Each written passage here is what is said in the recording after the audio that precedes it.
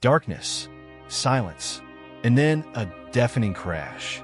I never thought death would come like this. I was driving home late at night, exhausted, barely keeping my eyes open. The rain was relentless, hammering the windshield like 1,000 tiny fists. The road was slick, the street lights dim, and before I even registered what was happening, the world spun violently. Metal screeched, glass shattered, pain shot through me like fire. Then nothing, but I wasn't gone. I was floating, hovering, suspended in a space that wasn't quite real. Below me, I saw my car, a twisted wreck, steam rising from the mangled hood. I saw myself, motionless, bleeding, draped over the steering wheel. The sight should have terrified me, but instead, I felt nothing, just an eerie calm. Then, the light came. Not a tunnel, not a blinding beam, but a golden, pulsing glow, expanding outward like ripples on water. It was warm, inviting, familiar. The moment it touched me, I was no longer hovering over the crash. I was moving, pulled forward into something beyond comprehension. And then, I stood in a place that defied all logic. It was vast and endless, filled with a radiance that wasn't just seen, but felt. The ground, if you could call it that, was soft beneath my feet like walking on air. Shapes moved in the distance, shimmering like liquid gold, shifting between figures I couldn't quite recognize. Then I heard it, a voice, but not in the way voices are heard.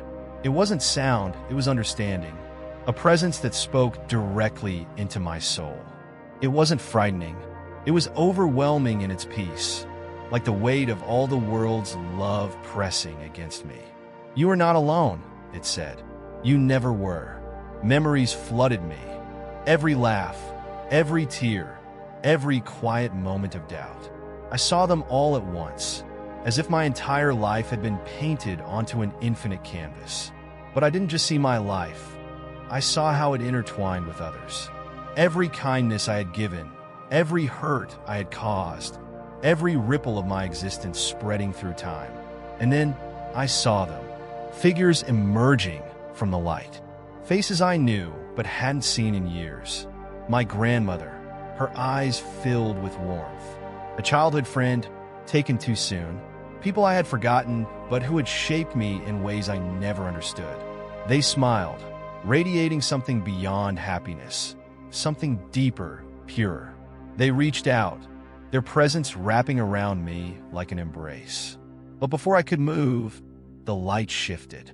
A great door stood before me, glowing, humming with an energy that pulsed in my chest. Beyond it, something greater, something final. I knew, with a certainty beyond words, that if I stepped through, I would never return. I wanted to go. Every fiber of my being longed for it. But then a sound, distant yet urgent, crying, shouting, my name. I turned, and I saw my mother. She wasn't in the radiant expanse. She was hunched over a hospital bed, gripping my hand, her face streaked with tears. My father stood beside her, his normally strong frame shaking. Machines beeped.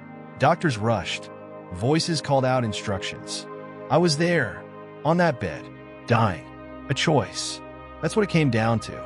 Stay in the warmth, in the peace, in the place where everything made sense, or return. To pain, to struggle, to a life I had often taken for granted. I turned back to the light. The figures watched me, waiting, understanding. There was no pressure, no demand, just the knowledge that the choice was mine. And then I fell. A rush, like being pulled through water, like waking from the deepest sleep. Air slammed into my lungs. My chest heaved.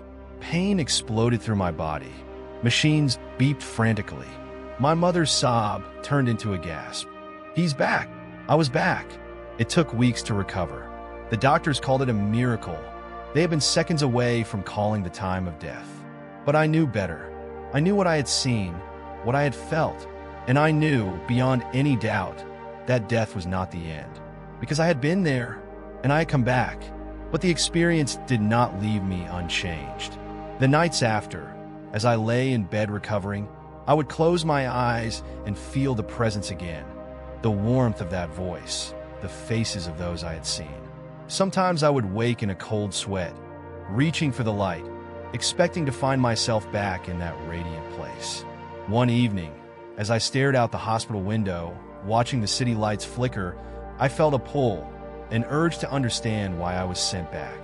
I began to recall moments I had overlooked before, choices I had made that had led me here. Was I meant to do something more?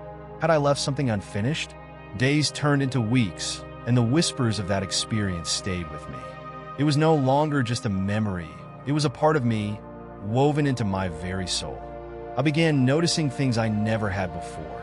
The way a stranger's eyes lit up when shown kindness. The way the wind carried laughter. The way my mother hugged me just a little longer now, as if afraid to let go. I no longer rushed through life, assuming time was endless. Because I had seen it, I had touched the edge of something eternal. And it had touched me back. And then the dream started. I would find myself in the same glowing space, surrounded by those familiar figures. But this time, they did not simply watch. They spoke, their voices intertwining like a melody. They showed me visions of places I had never been, of people I had never met. A child crying on a park bench. An old man staring at a faded photograph. A woman standing at the edge of a bridge, her heart heavy with despair. And I understood. My return was not just a second chance, it was a calling. I was meant to be more, to do more, to reach out to the lost, to the broken, to those who stood at the precipice, as I had. I knew now that our lives are not just moments strung together. They are echoes, ripples in an endless ocean. What we do, how we love, how we forgive, it matters. It lingers beyond us, stretching through time and space in ways we may never fully understand. But I understood one thing now, with absolute certainty. Death was not the end, and neither was life. My journey had only just begun.